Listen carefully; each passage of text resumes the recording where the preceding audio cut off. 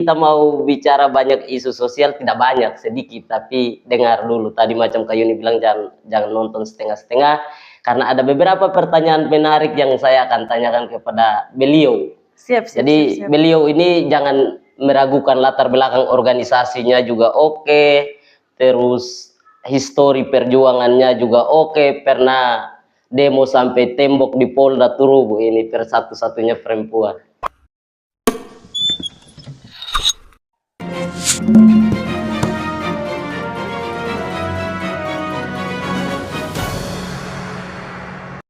Halo, kembali lagi bersama saya Mr. Alopada, dan hari ini kita kedatangan tamu yang tiba-tiba. Ini tamu datang tiba-tiba dan mendadak.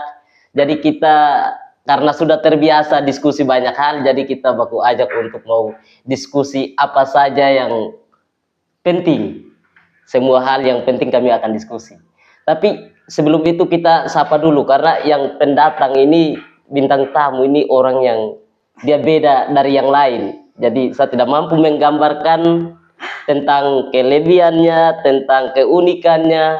Biarkan dia yang menjelaskan tentang sedikit latar belakang dan identitas. Halo. Ini terbaik ini. Halo, selamat sore semua. Saya Yuniteva. Jadi sore hari ini saya dengan Pak Mr. Alopada, kami akan bercerita. Tentunya ini akan menarik, jadi harus nonton sampai selesai, teman-teman. Terima kasih, Kak Yuntef. Jadi ini perempuan aktivis yang pernah beta kenal, dan awal mula beta belajar soal dunia aktivis ini menjadi aktor inspirasi saya. Ya. Karena bukan hanya saya sendiri, banyak yang mengatakan bahwa perempuan yang paling lantang bersuara itu saya punya Kak Yuntef ini. Pernah diundang dalam satu podcast, kalau tidak salah KKB di Roma waktu itu. Dan itu luar biasa, saya nonton ulang balik Kak Yuni. Itu waktu itu bicara tentang apa itu yang waktu KBD diundang? Waktu dengan KBD itu waktu bertepatan dengan ada masalah di Kabupaten Malaka. Waktu itu pelecehan seksual anak di bawah umur. Jadi waktu itu KBD undang untuk kita podcast dan omong soal masalah itu. Memang KBD kalau ada kasus-kasus soal begitu, KBD respon cepat. Gitu. Dan memang paling tepat kalau perempuan yang bicara soal kasus-kasus pelecehan itu yang paling pas kalau perempuan yang bicara. Dan kasus itu sampai sekarang bagaimana Kak Yuni? Kalau kasus itu waktu itu sudah diselesaikan, pelakunya juga sudah dipenjara.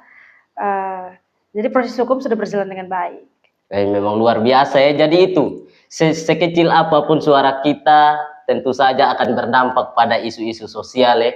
Jadi hari ini kita mau bicara banyak isu sosial, tidak banyak, sedikit, tapi dengar dulu. Tadi macam Kak Yuni bilang jangan nonton setengah-setengah, karena ada beberapa pertanyaan menarik yang saya akan tanyakan kepada beliau. Jadi beliau ini jangan meragukan latar belakang organisasinya juga oke, terus histori perjuangannya juga oke, pernah demo sampai tembok di Polda Turubu, ini satu-satunya perempuan. Jadi itu Kak Yun, beta mau tanya sedikit soal pilkada ini.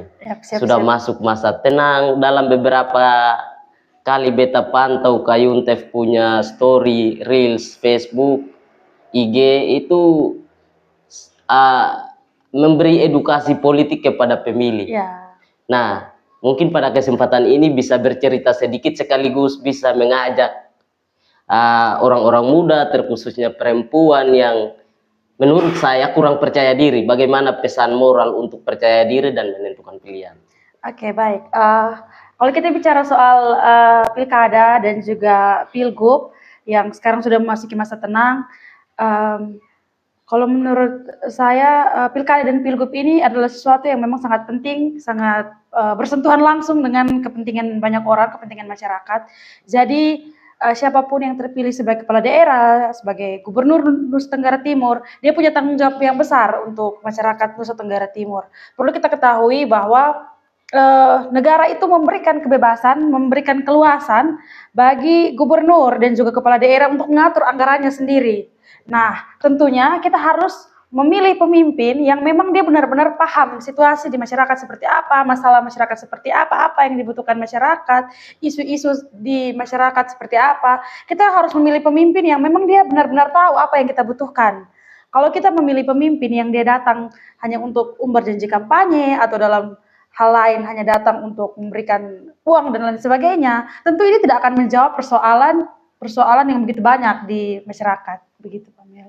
Betul, betul Kayun. Jadi masa bagaimana menciptakan ekosistem demokrasi yang baik, tetapi kita dituntut untuk bagaimana bisa menentukan pemimpin yang berkualitas. Nah ini menarik Kayun.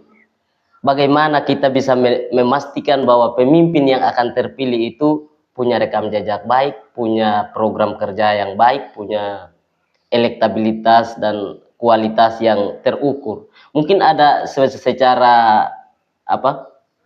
Secara sosial bisa kita kira-kira apa yang harus kita lakukan? Mungkin mengkritisi kah atau memberi ruang untuk hadirkan mereka atau bagaimana supaya kita bisa tahu kualitas dan rekam jejak. Oke, baik. Berkaitan dengan itu, sekarang kan media sosial ini selalu mengupdate segala macam informasi, begitu. Jadi penting bagi kita untuk selalu cek and recheck track record dari para calon kepala daerah. Nah, kita bisa melihat rekam jejaknya apa yang sudah ia lakukan untuk Nusa Tenggara Timur dan juga untuk daerah masing-masing, begitu. Kalau misalnya kita melihat bahwa dari rekam jejak beliau hal-hal yang dilakukan itu memang sesuai dengan visi dan misi kita atau sesuai dengan harapan dan kebutuhan kita, ya silahkan kita memilih dia menjadi pemimpin Nusa Tenggara Timur atau daerah-daerah lain gitu. Nah, kemudian berkaitan dengan apa yang ingin dia bawa, visi misi dia ke NTT, kita bisa mengikuti beberapa debat terakhir yang sedang dilakukan. Para calon kepala daerah dan juga para calon gubernur ini mampu memaparkan segala sesuatunya itu dengan baik, mampu menyampaikan visi dan misinya itu dengan baik. Namun kita harus bercermin atau berkaca dari waktu di Jakarta ketika Anies Baswedan mampu menyampaikan segala sesuatunya dengan baik, namun ketika mengeksekusi persoalan ya kita lihat sendiri gitu. Jadi meskipun pemimpin dia bisa bicara banyak, bisa omong banyak, bisa kelihatan sangat cerdas, namun kita butuh eksekutor. Kita butuh orang yang tidak hanya bisa menyampaikan konsep, tapi kita butuh eksekutor yang bisa mengatasi, menghandle segala masalah yang ada di Nusa Tenggara Timur. Gitu. Ini memang pikiran yang luar biasa Kayun. Artinya tidak hanya sejauh mana kita mampu membahasakan sebuah program, tetapi kita bisa mampu mengeksekusi begitu itu yang ya. Paling penting. Artinya pemimpin yang kita butuhkan hari ini selain dia punya jiwa konseptor, mungkin punya jiwa eksekutor juga begitu. Dan tentu saja masyarakat sudah tahu karena sudah melewati tahapan-tahapan kampanye, sosialisasi, dan di puncaknya ada debat. Ketika debat kan masyarakat bisa menilai itu siapa yang punya retorika bagus, siapa yang bisa membahasakan semua program dengan baik. Itu kan terlihat betul. Tetapi soal eksekutornya kan tentu kita kembali pada rekam jejak ya. Ukur bahwa dia mampu atau tidak kita harus lihat rekam jejak. Karena itu tidak bisa dibahasakan. Iya benar. Hari ini dia bilang dia mau buat ini tapi dia bisa kerja tidak, kan pertanyaannya di situ. Yang berikut Kayun ini makin menarik. Iya. Ketika kita berbicara soal 3 kandidat di NTT, hari ini masing-masing punya tagline yang beda, punya jargonnya masing-masing. Tetapi menurut saya apa program unggulan masing-masing dari ketiga kandidat itu mungkin jadi penting. Jadi saya rasa bagaimana kita orang muda, kita mahasiswa, kaum intelektual melihat program kerja yang kira-kira semua program kerja yang sudah ditawarkan itu masuk akal dan mudah dieksekusi atau sulit dieksekusi tapi mudah diucapkan. Oke, dari debat pertama sampai dengan debat terakhir, publik sepertinya bisa menilai mana kandidat yang memang mempersiapkan diri secara baik, kemudian mana kandidat yang memang secara untuk debat belum mempersiapkan diri secara baik begitu. Namun kita lihat progres yang baik dari debat pertama sampai dengan debat terakhir kemarin. Berkaitan dengan visi misi yang dipaparkan, sebenarnya kalau kita lihat secara umum, ketiga paslon ini memahami persoalan dan apa yang dibutuhkan di masyarakat begitu. Nah, yang kita khawatirkan ini jangan sampai mereka hanya tahu persoalan itu, tapi mereka kemudian nanti ketika memimpin tidak mampu mengatasi masalah tersebut. Baik sekali semua program yang disampaikan. Bahkan ada program untuk sekolah gratis ke luar negeri dengan beasiswa LPDP, jaringan dan lain sebagainya yang dipaparkan oleh para calon gubernur. Masing-masing ini kan mengklaim bahwa mereka menang begitu. Itu penting juga. Tapi dari paket nomor urut 1, nomor urut 2, nomor urut 3, saya pikir mereka semua ini baik, Pak Mel. Saya pikir mereka semua ini baik, mereka semua itu pilihan sehingga mereka bisa mencalonkan diri sebagai pemimpin di Nusa Tenggara Timur. Nah, kalau kita lihat dari ketiga calon ini, kalau mereka selalu berbicara bahwa kami ini pulang demi Nusa Tenggara Timur, begitu. Kemudian kalau kita melihat bahwa 01 juga melepaskan jabatannya di pusat, 02 juga seperti itu. Begitupun dengan 03. Ya, betul, jadi sebenarnya mereka bertiga ini melepaskan sesuatu di Jakarta untuk pulang ke Nusa Tenggara Timur. Nah, dari antara ketiga orang ini, kira-kira siapa yang benar-benar tulus untuk Nusa Tenggara Timur? Nah, ini yang menjadi pertanyaan dan juga bisa kita refleksikan masing-masing. Karena tim kampanyenya mereka juga selalu menyampaikan bahwa ini lebih, tapi ya mereka bertiga di Jakarta dan bersiap untuk pulang ke Nusa Tenggara Timur. Kemudian yang mungkin harus kita perhatikan di Hamin hari ini adalah mungkin kita sebagai masyarakat, terlebih mahasiswa, mungkin kita harus bisa memilih secara rasional dan kita juga harus punya kemandirian dalam politik. Kemandirian dalam politik artinya kita harus mampu menilai pasangan mana yang memang sesuai dengan visi dan misi kita sebagai mahasiswa, sebagai kaum muda. Kemudian, satu hal yang perlu digarisbawahi adalah terkait dengan politik uang, terkait dengan money politik. Sudah dekat dengan pemilihan gubernur, pemilihan kepala daerah, uang ini sepertinya menjadi sesuatu yang seperti apa ya Pak Mel? Ketika kita berdiskusi dengan teman-teman mahasiswa, mereka tidak bicara lagi soal konsep pembangunan NTT seperti apa, konsep pembangunan daerah seperti apa. Tetapi yang mereka tanyakan adalah satu kepala berapa. Ini sangat miris, ini sangat miris. Jadi mungkin untuk kaum muda semua bisa memperhatikan visi dan misi dari para calon gubernur dan juga track record dari calon gubernur dan juga calon kepala daerah agar menentukan pilihan itu yang memang sesuai dengan kebutuhan kita.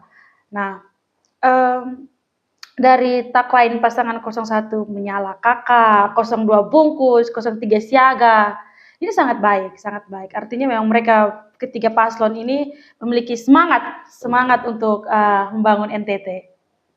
Siap Kayun. Ini luar biasa penjelasan yang memang betul-betul memuaskan saya sebagai host dan tentu saja memuaskan para pemirsa dan penonton. Tapi Kayun, ada satu yang lebih menarik dari yang tadi. Dalam konteks pilkada ini pertanyaan sedikit menantang nih. Bagaimana kita berbicara tentang perempuan NTT. Di mana dari ketiga pasangan calon ini hanya ada satu perempuan, namun kita tidak bisa sangkali bahwa dia bukan berdarah NTT. Nah, hari ini kebetulan saya duduk bersama dengan perempuan yang memang lahir dan besar pusarnya tanam di NTT, maka mungkin kita bisa melihat pandangan singkat dari beliau sendiri.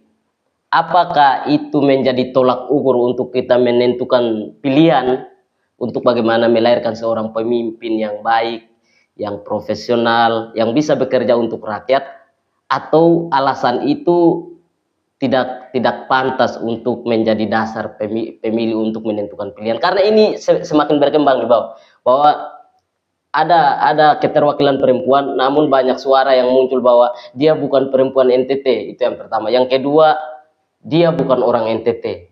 Jadi ada dua kategori nih. Selain dia bukan perempuan yang memang lahir dari NTT asli, dia juga bukan orang NTT.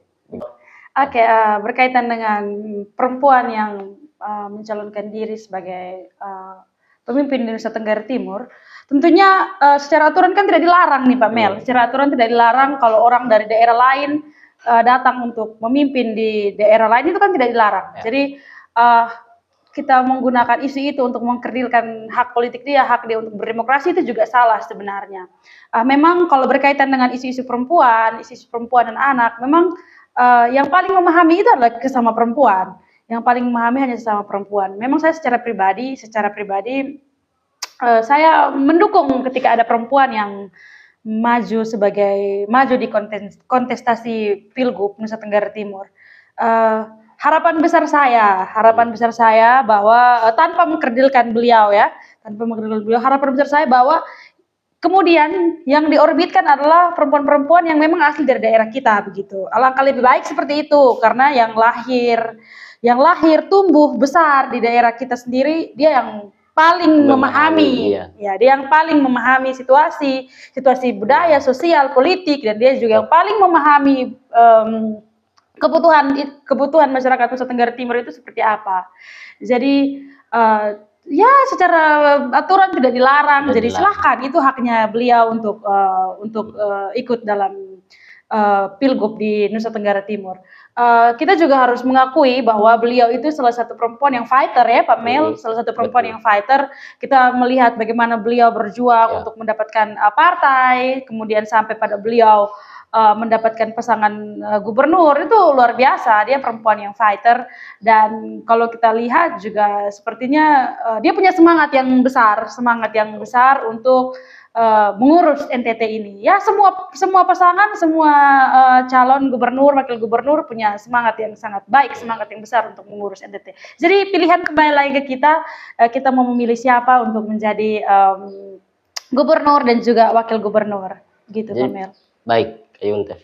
Jadi pada intinya bahwa kehadiran perempuan dalam arena pilkada ini memberi sebuah gambaran atau motivasi, memberi sebuah motivasi bagi perempuan-perempuan NTT.